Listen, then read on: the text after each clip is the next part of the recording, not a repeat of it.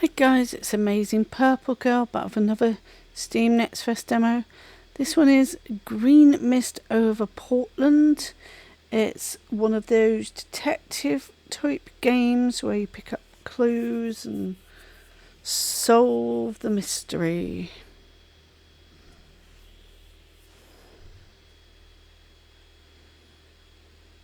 Berlin, 1963.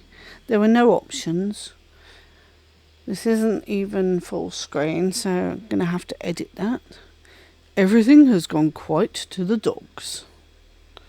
I need to find a phone booth. I hope Cynthia will understand what she needs to do. Tweety! Finally, I was getting worried. Arthur, I can hear you breathing. Arthur! Arthur! Answer me. I know you're there. Is everything all right? Arthur? Arthur! London the very next day. Come in. Hello, Delphine. Miss Seville, oh heavens, it's so good to see you. It's been what, 5 years since our last mission together? What brings such an esteemed MI5 agent to my doorstep unannounced? Call me Cynthia, please. I'm terribly sorry to burst in like this, especially after so long, but I'm rather desperate. Oh my, of course. What's the matter? One of our best agents in the service, a dear friend of mine, has gone missing, and I'm worried that it has to do with Dallas. You mean?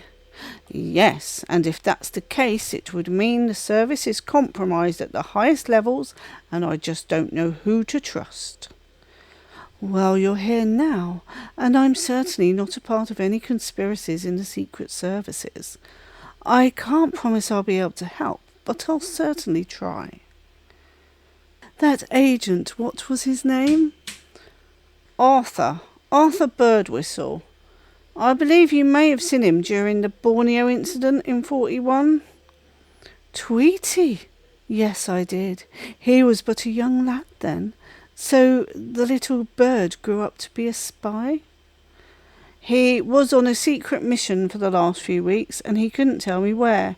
He's not much of a field agent, so I made him promise to ring me every day at 5 p.m, even if only for 30 seconds, so I knew he was safe.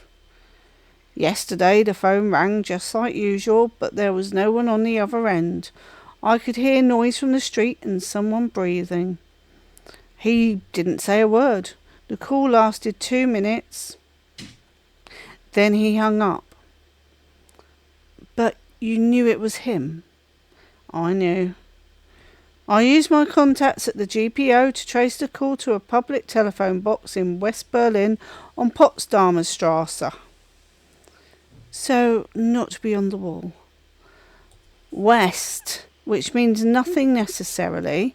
He'd know how to cross. And you think something happened? Something is definitely wrong, and I can't ask anyone at the office. I don't know who to trust in there right now. So, you want to use my retrocognition powers to see in the past? Is that what sensitives call it? Your second sight, right? We don't have much to go on. Apart from the telephone call from West Berlin, I went to his desk in the office and it had been emptied out. Now, could have been him who emptied it, but I doubt it. I did find this, though, lodged under the desk drawer. It's a ferry ticket to a small village in Finland 8 years ago, Harvik. I have no idea why he'd gone, or if it's related to any of this, but why was it hidden? Right, then let's start with Berlin. We have the time and the location. It's all I need. Thank you, Delphine. Okay. Oh, it's not quite what I thought. Check on Arthur in the phone booth. Phone booth. Let's turn this down.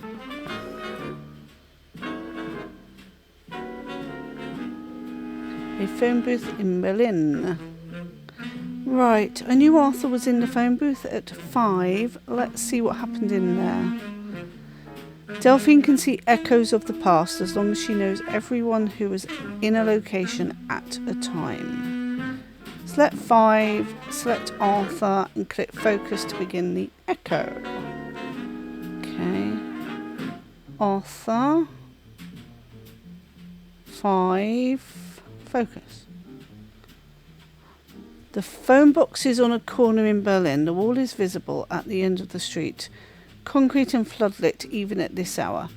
Arthur Birdwhistle is in his early 40s, wearing a coat that isn't warm enough for November. He has the receiver to his ear. He dials and closes his eyes. He is not speaking, at least not out loud, but I can hear him. I can also hear Cynthia on the other end of the line.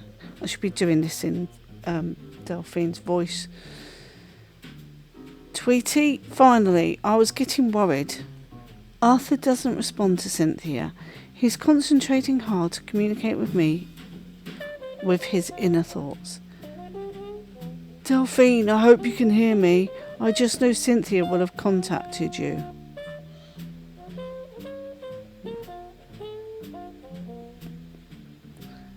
I can't say much. Other sensitives may be listening in. Arthur, I can hear you breathing. I haven't had much time to code this properly, but it's better than nothing. It's from the jewel. Cynthia will know what it means.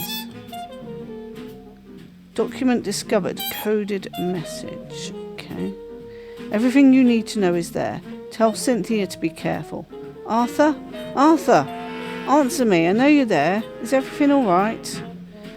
Arthur Birdwhistle hangs up the phone, does up his coat, and walks away in the darkness. Right, okay. Arthur spoke to me. He used a technique that allowed me to read his thoughts. Very clever, Arthur. Very clever indeed. What did he say? He left a coded message and something about a jewel. A jewel? Or was it the jewel? The latter. What does that mean? That means that despite being one of the greatest agents in his field of expertise, he's still an idiot. What's his specialty? You haven't told me. He's a member of GCHQ, the Government Code and Cipher School. Encrypting and decrypting messages is his forte. The code he gave you uses a poem as a key. A good agent memorises a complex poem and reuses it for every message, but changes which words in the poem are the keys. But Arthur, being a bird brain, he's incapable of doing that. The jewel is a children's poem. I'm sorry, but that's pretty funny. So, how do we decode it? We need to find the cipher manual and the poem. I can get both at the MI6 archives. I'll head there now and contact you when I've arrived. Okay, M to open the archive, D back to Delphine's desk, I to inventory. Okay. Hello Delphine, I've made it to the archives. It's uncanny how easy it is to slip in anywhere as long as you don't stand out. Perfect. And you're able to use the indexing system. The archivist will help me. I just need to know what to look for. I have access to MI6 classified documents, a library system and various periodical archives. The archivist? Do you trust them? Trust her with my life. Hi, Miss Delphine. Little Moon, how are you? It's been so long. I'm following in Lucas's footsteps, as you can see. And how are Lucas and Rose? Lucas is enjoying his early retirement and Rose is always on the go as usual. And archivist at MI6, that's very impressive. It's quite amazing how much information is stored here with a state-of-the-art index filing system. Someone once told me they expect the archives will be 20 stories high and take up the best part of a square mile in a decade or two. Now then, let's start with finding that cipher manual. Search archives. Search for the cipher manual. Yeah, there we go. Okay, the cipher will start with a list of digits. Locate the corresponding words within the designated poem. Arrange these words in a single row to form your transposition key.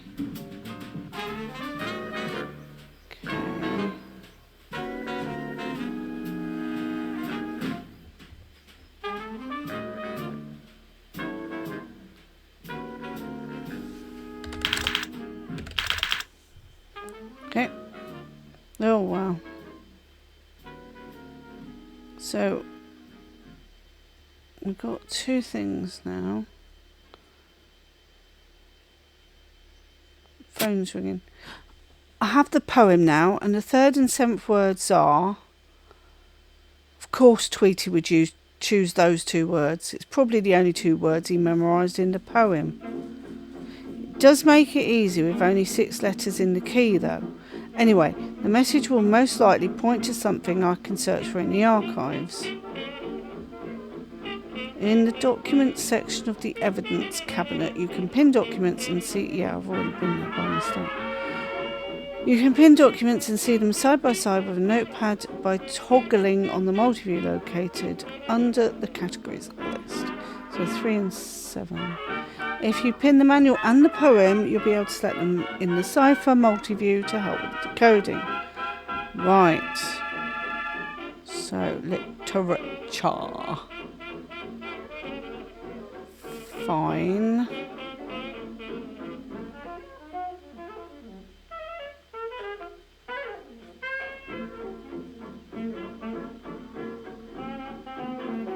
Three, 7. Dog, cat. Yeah, dog, cat.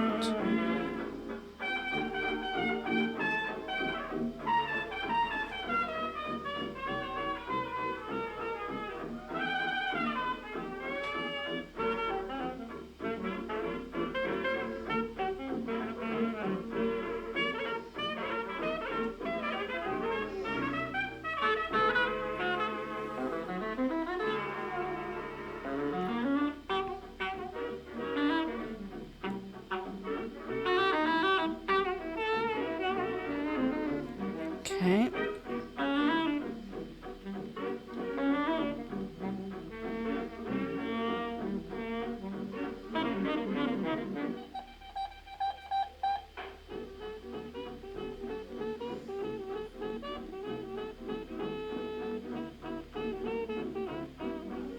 Number the letters of your keyword from 1 to N.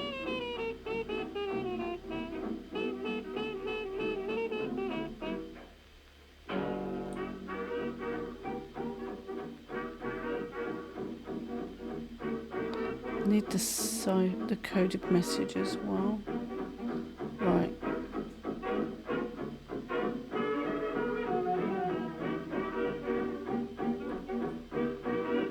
I'm a bit confused. I'm probably being silly.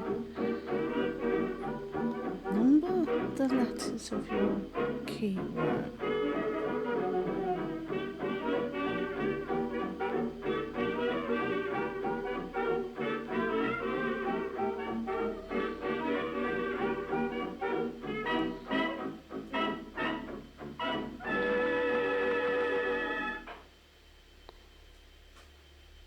Arrange the words from the message into columns beneath the numbered keys in order.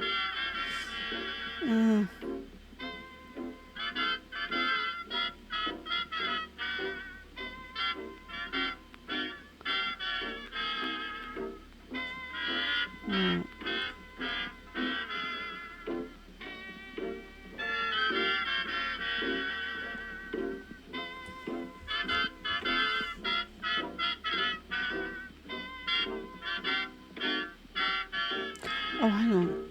Arrange these words in a single row. Okay. Number the letters of your kilo from 1 to N. Right, so the numbering must begin with the first instance of the letter A.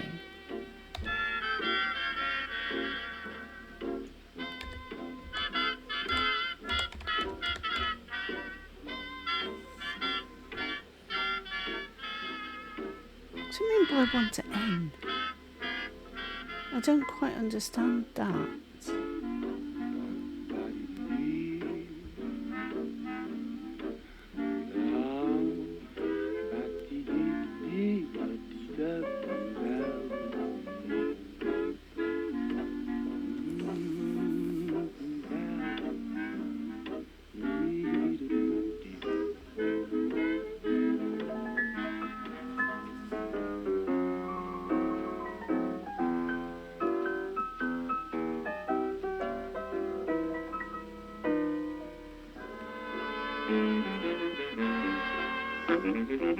Oh, no, I'm doing this one.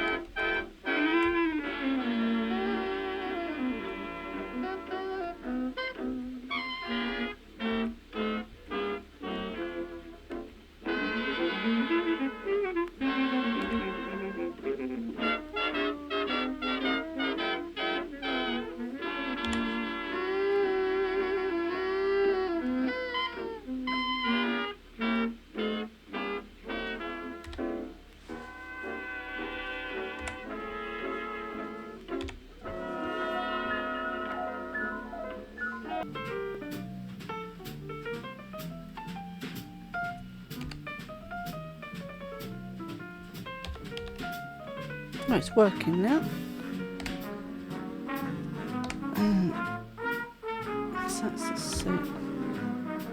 That is 2, 3, 4, 5. I still don't understand what I'm doing. I've had to Google it to understand. So this was right, but as it says here, Z is a space and X is a full stop. So it starts on the R, but I literally don't understand. It should be John Doe Eric Red.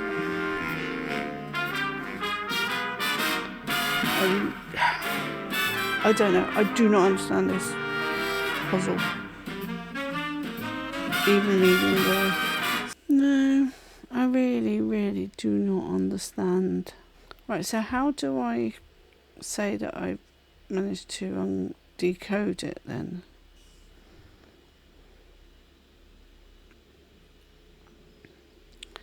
Place each word vertically under the right number. Search John Doe Eric Red in the MI6 archive. Right, okay.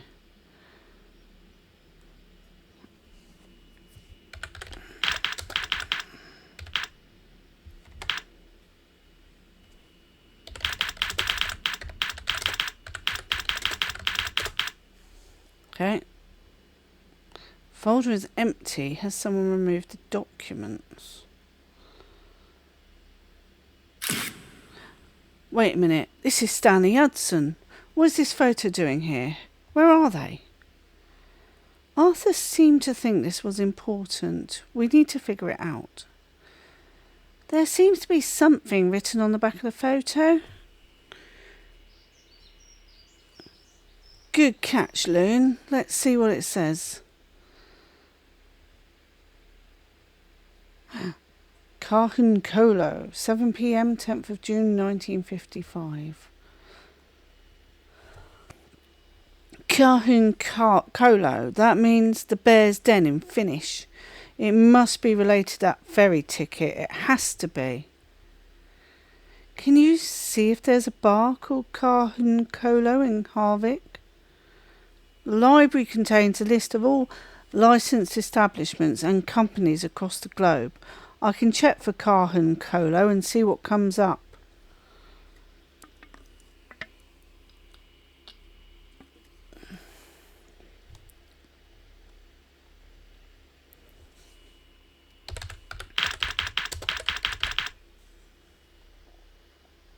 Oh, library, she said.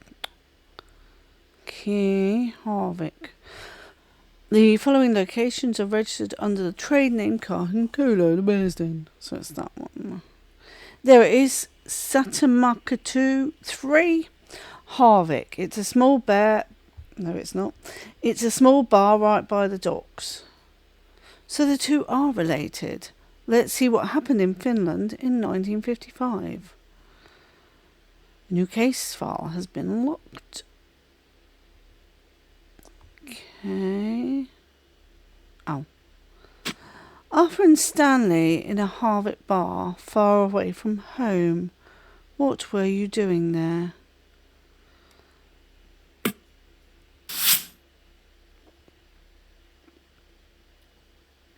A small cabin with seats that describes itself as a bar.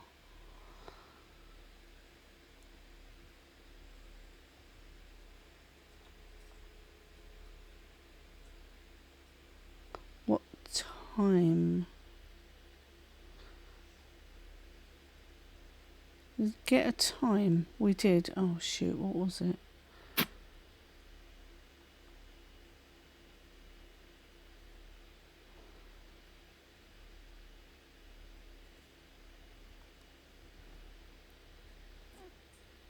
It was 7 p.m. 10th of June. That's not what I meant to do at all.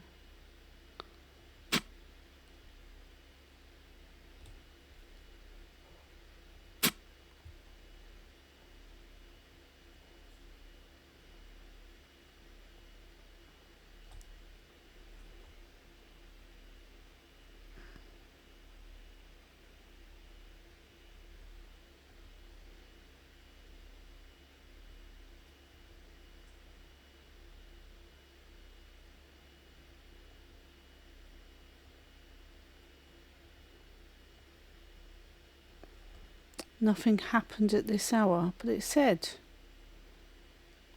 7 p.m. 10th of June. 7 p.m. 10th of June 1955.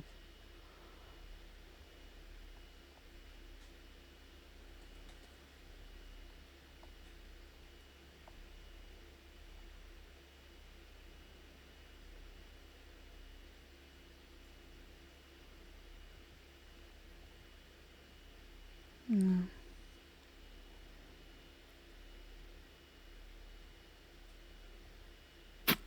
Maybe. Ah.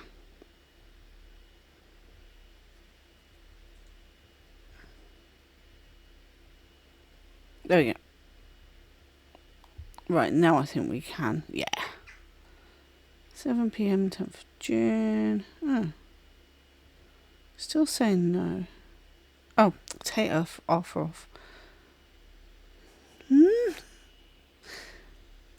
not in the phone booth. There. Right, now it might work. The resonance is distorted. Your reconstruction is incorrect. It's not. Oh, maybe it's both of them? There we go.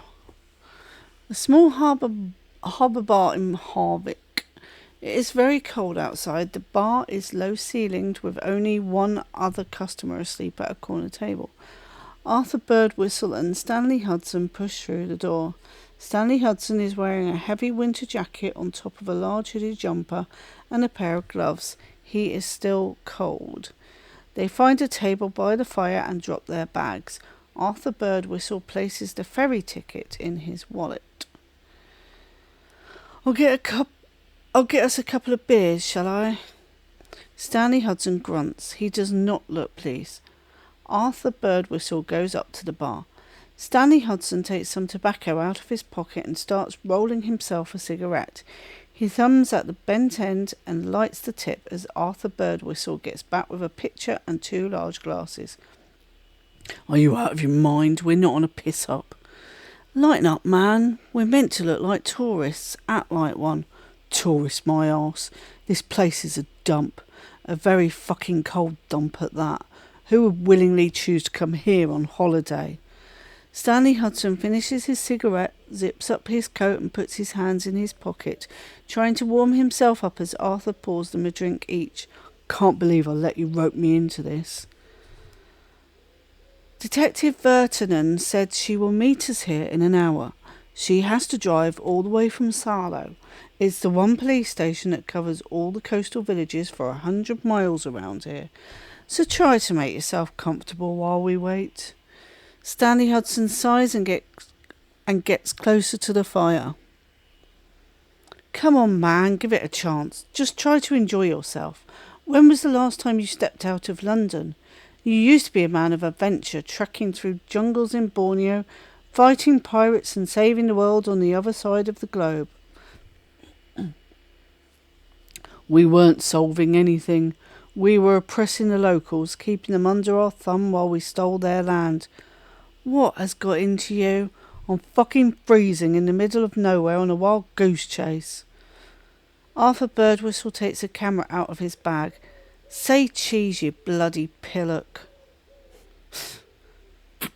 I don't think I can follow the next part of the conversation without knowing who the detective is, as I need to know everyone in the echo to fully tune to it. So what do we do now? Arthur is holding his ferry ticket. I can attune the ticket to him, which will allow me to follow the ticket around. Follow the ticket around? What does that mean? I know he will still have the ticket on him at 8 p.m, so I can focus on the ticket then. It's not perfect. It'll only show me what Arthur is doing since the ticket is on his person. I won't be able to hear or see anyone else in the room, but it's better than nothing. You can identify Arthur as the owner of the ticket on the items screen. Okay. Delphine can use objects to get partial echoes in scenes. They are used just like profiles, but will only reveal what the person holding the item is saying or doing. It will not reveal anything about other persons in the room at the time. Use items to help you figure out who else is with them. Okay.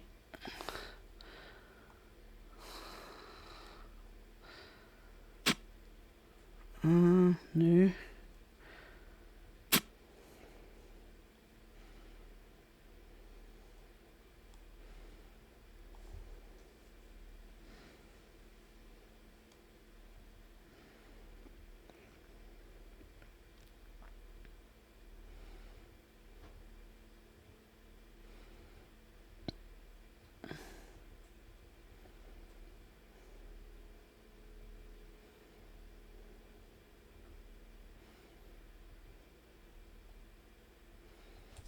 What am I doing?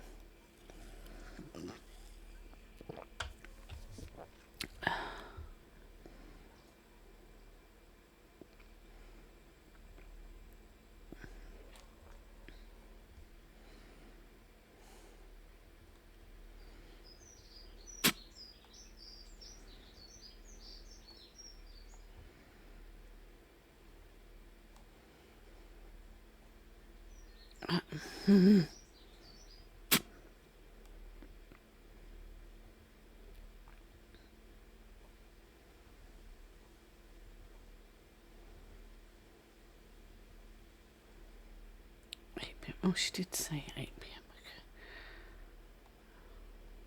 Okay. Right, 8 p.m. Yep.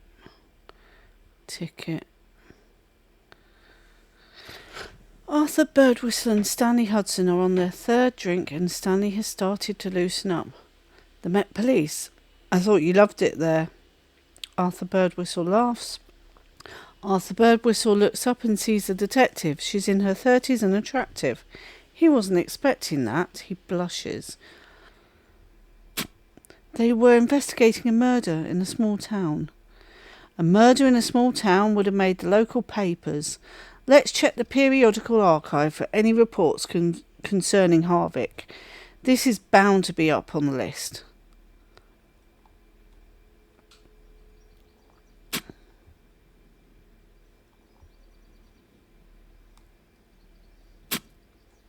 keep going to the evidence and I don't mean to.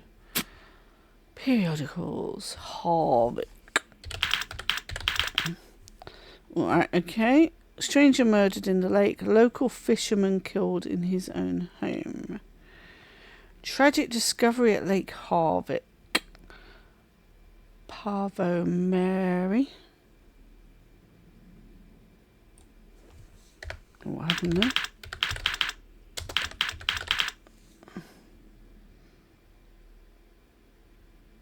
No. Nothing there.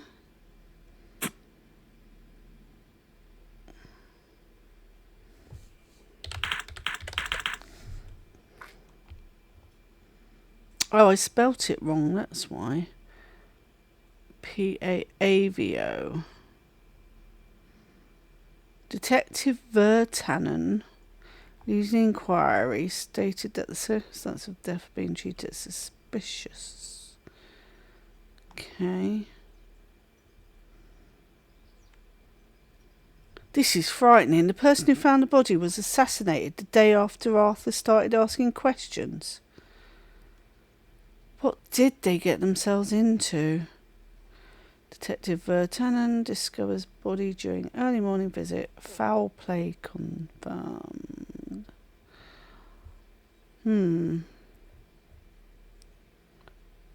Okay.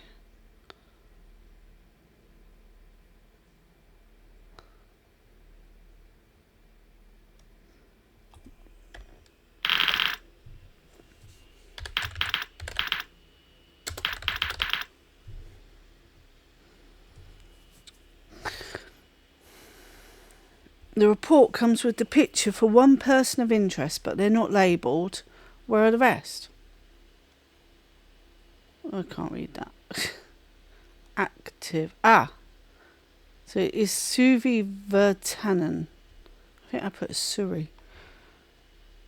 The victim, a fisherman resident of Harvard, was found deceased in his bedroom. Okay, oh my word, lots of people.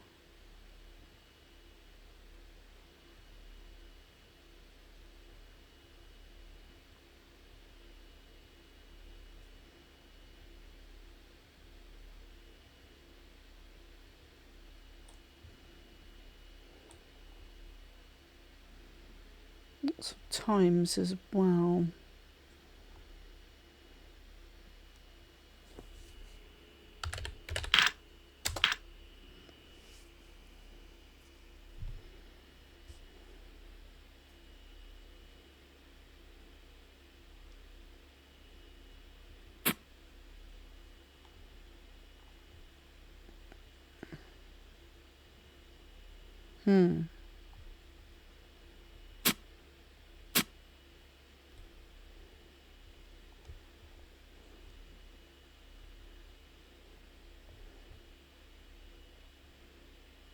Identity withheld.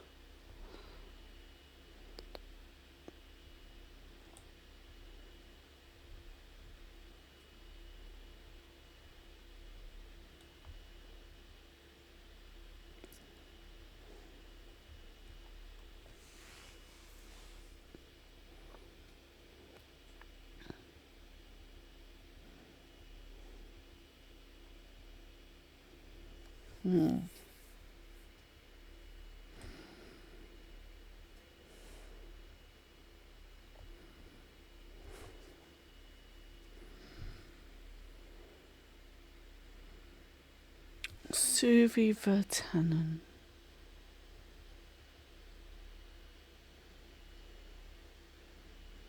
So can we use that? Possibly not.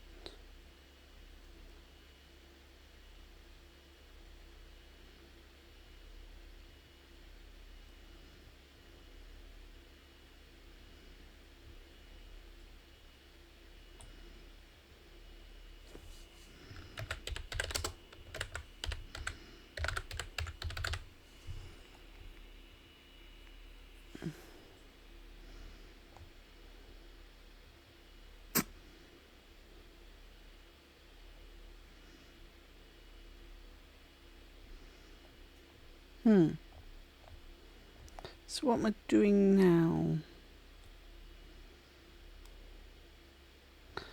Does it tell me I want to?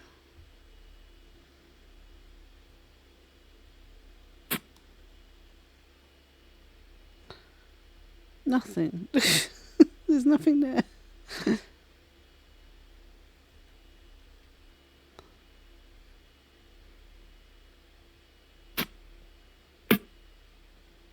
Discover the detective's identity. I have.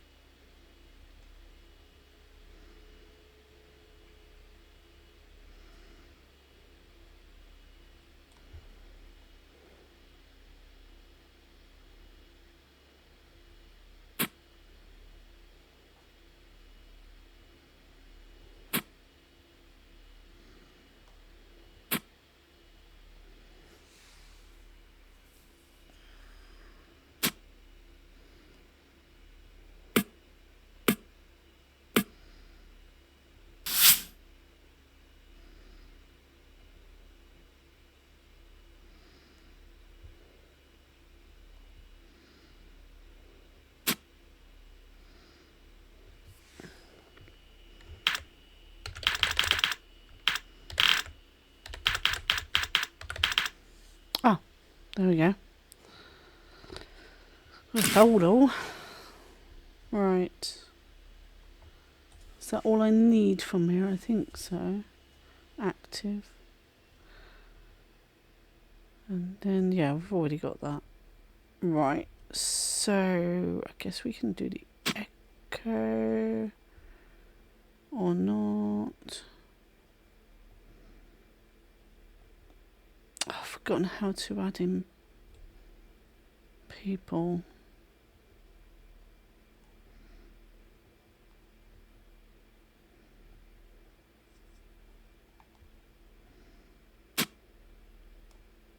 Profiles, there we go, found it. It Sui Tannen.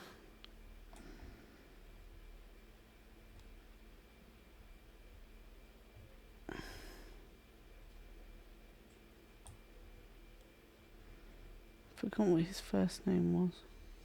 Oh, Parvo. That's not their identity. Oh.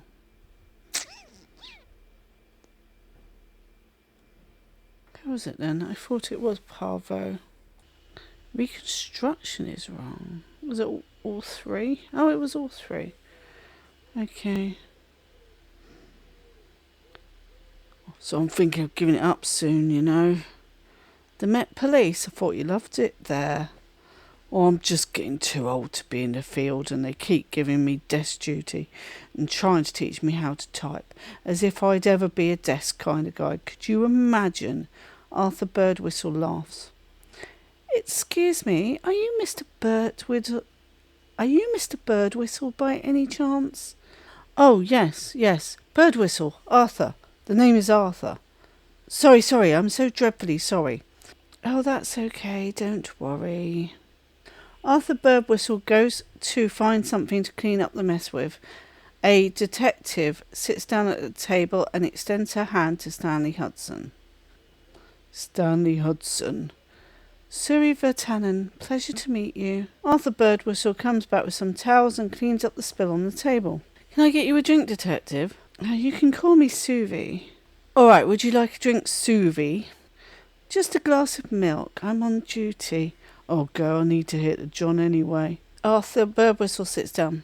So, Arthur, you said on the phone that you were after some information about the murder from a few years back? That's correct. I have reasons to believe it might be connected to a case I'm working on.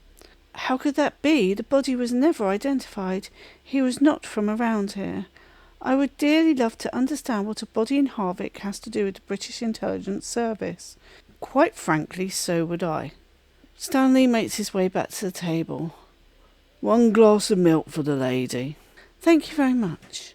So, has Tweety here told you his bonkers theory yet? Stanley, don't call me that. And no, not yet. I was hoping we could get any information you have on the case. You were the acting detective in charge, correct?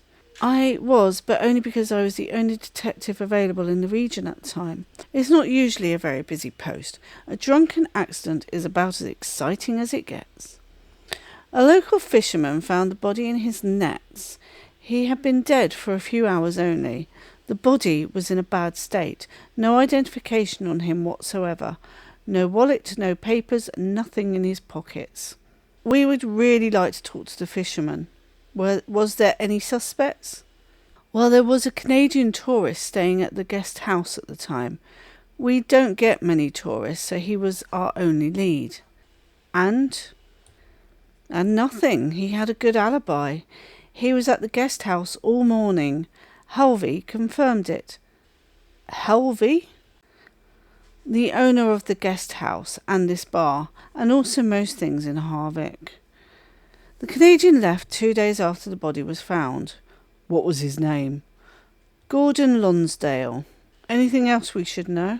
Our John Doe's shoes were city shoes, completely wrong for the harbour that time of year. He hadn't come here to fish, he came here for something else. The post-mortem was done in Salo. The doctor there said he had been in the water between 4 and 6 hours. No water in the lungs, he was dead before he went in. A detective finishes her drink and looks at Arthur Birdwhistle. That's all I have. Now it's your turn. Why do you care? Arthur Birdwhistle looks at Stanley Hudson. Stanley Hudson shrugs. Your mess, your explanation. The man who died? I believe I know why he was murdered. And I believe the Canadian who was staying here was not Canadian. I see. And what was he? Have you heard of Sniper? Is that a person? No, I haven't. He sends MI6 and the CIA coded messages regularly and signs the envelope just as Sniper. Given the secrets he's provided us before, we think he's a high-ranking officer in the KGB. A few months ago, he sent a coded message to Section 9. That's the branch of MI6 dedicated to KGB counter-espionage, but no one was able to decode the message. I like a good puzzle, so I decide to have a go. Arthur Birdwhistle picks up a napkin and hastily draws a sequence of letters. He used a transposition cipher. It's fairly common, we use these all the time. It starts with a key made up of words that come from a chosen book or poem. Well, what's interesting here is that he doesn't give us a key. We don't know what words in which poem he used to encrypt the message. So it can't be decrypted? Well, the thing with transposition is that the English language is quite fallible. You can't crack a message this long using brute force only. There's too many combinations, but you can use the common quirks of the language to narrow down the possibilities. You look for the THs and the QUs, and before you know it, you have decoded the whole thing. So what did the message say? That's where it gets both interesting and worrying, young lady. Don't call me that, Stanley. Carry on, Arthur. This cipher seems to be only part of the message. It mentions the murder and our Canadian friend, but it ends before telling me who he is really. What does that mean? That fact on its own could mean nothing. The second half of the message could have been lost accidentally. But there's more. I'm good at my job, but I'm not that good. There's plenty of people at Section 9 who could have decoded this before I did. I suspect someone on the inside didn't want the message decoded and destroyed both the key and the second half of the letter. But why leave anything at all? Letters from Sniper are a big deal. I think they couldn't totally hide the fact that it had been received and just did what little they could to conceal it. In other words, Tweety here is stirring up what he thought was delicious soup, but it's a pot of shit. All thing stinks. Anyway, we decided to come here of our own accord under the guise of a fishing holiday to investigate it by ourselves. I'm only telling you this because we need to keep this quiet. I would appreciate it if you never mentioned to anyone that we were here. Sylvie Vertanen sits back in her chair and looks at them both. 2 spies from London being very mysterious. She smiles. I like it. Shall we reconvene in the morning? I'll take you to see Parvo. You can stay in the guest house tonight. I'll show you the way. They all stand up and leave. Gordon Lonsdale. What do you think, Cynthia? Could there be anything about him in your archives? Possibly. Sounds like there was more to him than meets the eye. Let's check for criminal records. You can quickly search the MI6 archive by highlighting words in the text area. Highlight Gordon Lonsdale to jump to the archive's search system with his name pre-filled. Okay.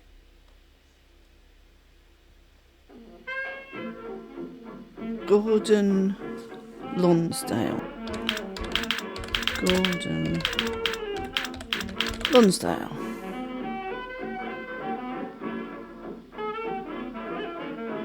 Did it not say I could search the archive if I put in Gordon Lonsdale? What, do I just search criminal records then?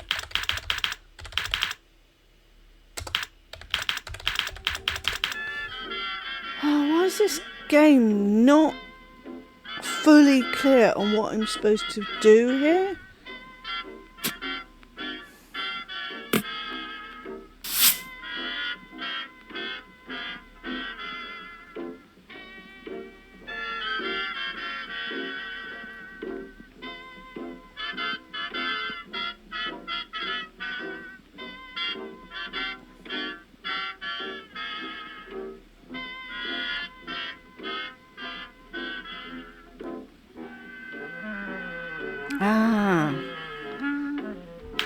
Well, it says no records. So now what?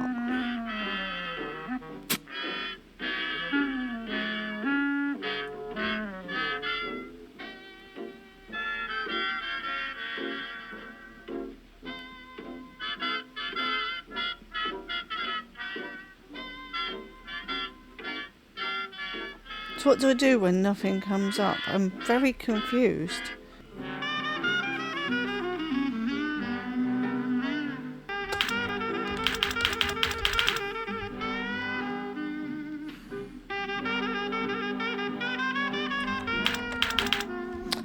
What am I supposed to do? I did what it says. I'm really, really confused.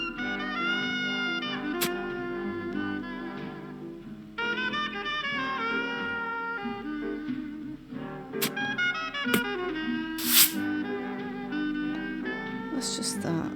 That's not it.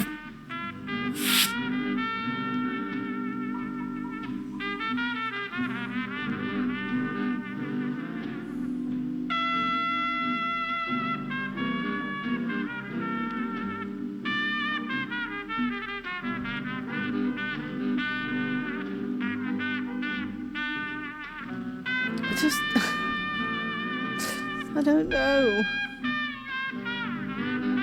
I did. I've done that. And you're not bringing anything up for me. I think I'm just going to have to leave it because unless someone can tell me what I'm doing wrong. I really wanted to finish this demo because it's really quite interesting, but it just feels a bit disjointed.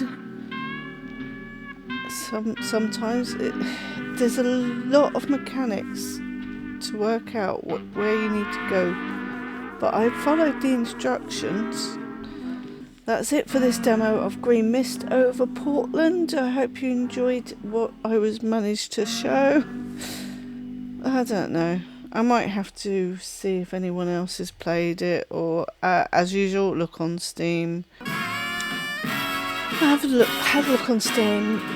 No one else seems to be having this issue, so I don't know. I just don't know. Yeah, just putting in that. No records. Taking it out. I can search criminal records, but I can't. Obviously, something is supposed to come up. I don't know what. So that's it. Thank you for watching. I'll be back with more demos. Oh, hints. I forgot there's hints. In periodicals. But I did. I searched him as well.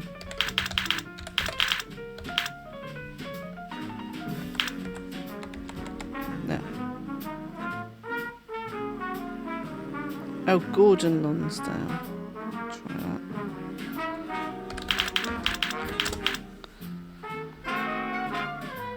Okay, why did it say to search the archive if I was supposed to search periodicals? I'm confused, quite honestly. It definitely said archives search system. It didn't say... Yeah, no, that's not intuitive at all, sorry. Right, okay. America's favourite machines are coming to your local.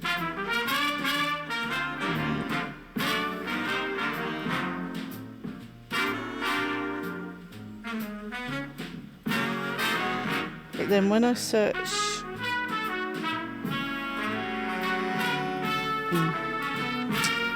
Because you can only put in...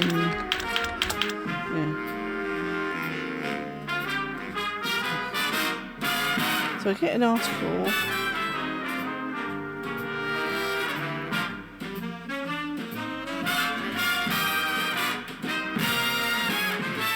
No, I don't see that I can go any further.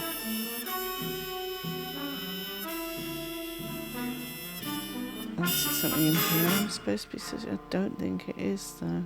So, yeah, like I said, I'm going to leave it there. Because, I don't know. Like I say, there's a lot of mechanics. It's not that intuitive. We'll see. Anyway, thanks for watching. Bye.